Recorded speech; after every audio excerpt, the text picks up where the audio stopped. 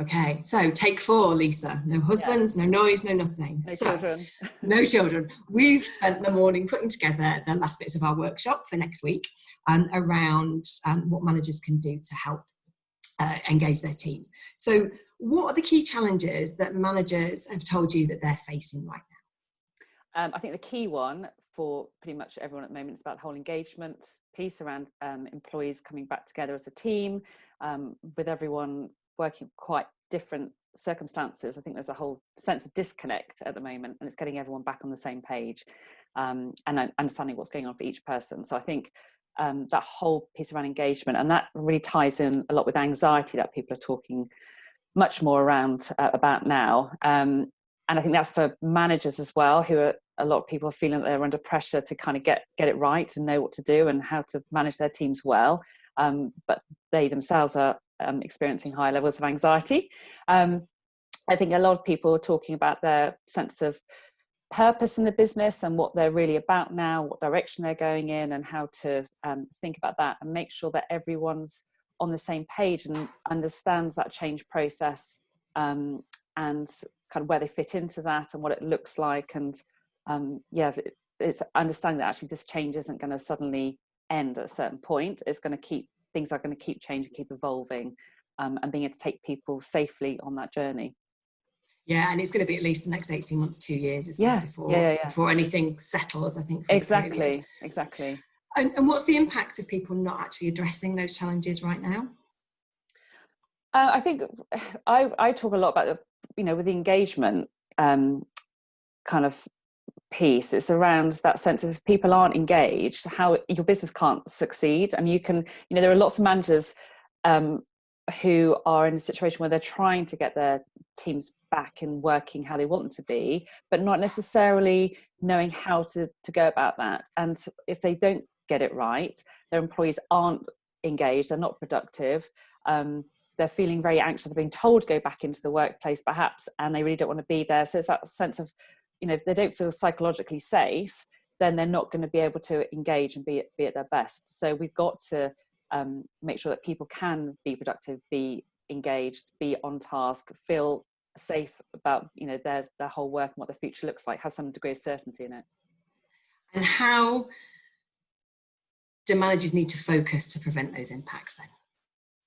There are 5 key areas which we're going to be talking about on our training, which goes to the 5 questions we talked about in our webinar last week. You like the number 5.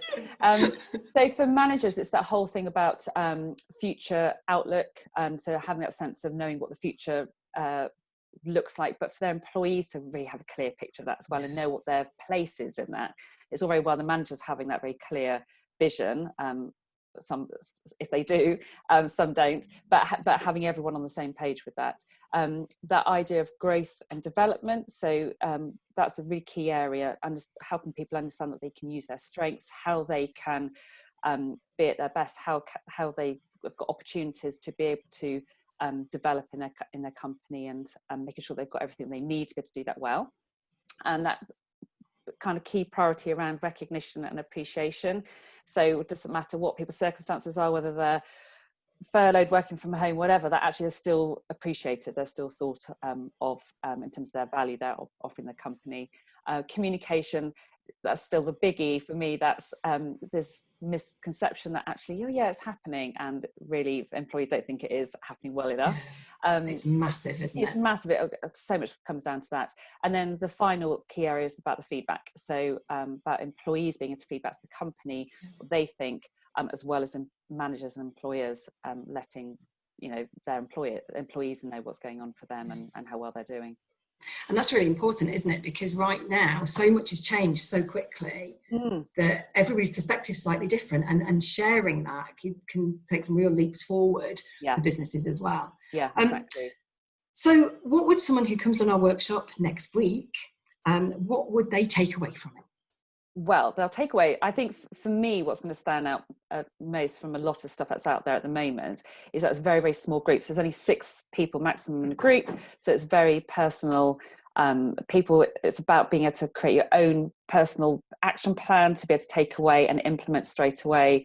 And then with that, they get a follow-up call from you or I to be able to, which is great, to help them think about how they're implementing it, what's getting in the way for them. So it's very much about the personal approach, which is going to, I think, make it different. It's very interactive session, and it's really going to enable people to think about what those key factors are for engagement, where people are now in their business, where they want to be, and then how to get there. So it's really kind of breaking it down to being very, very practical, very clear. This is where we're going next, and this is how I get there. This is what might get in the way, and this is how I overcome those barriers. And because it's such a small group, there's that sense of comfort as well that you can share, and you're getting to see other people's best practice, which is always one of the most valuable things from doing a workshop with other people. Yeah, exactly. Seeing what somebody else is doing that you could do just as easily. Yeah. Brilliant. It should be good. Should be great. Thank you.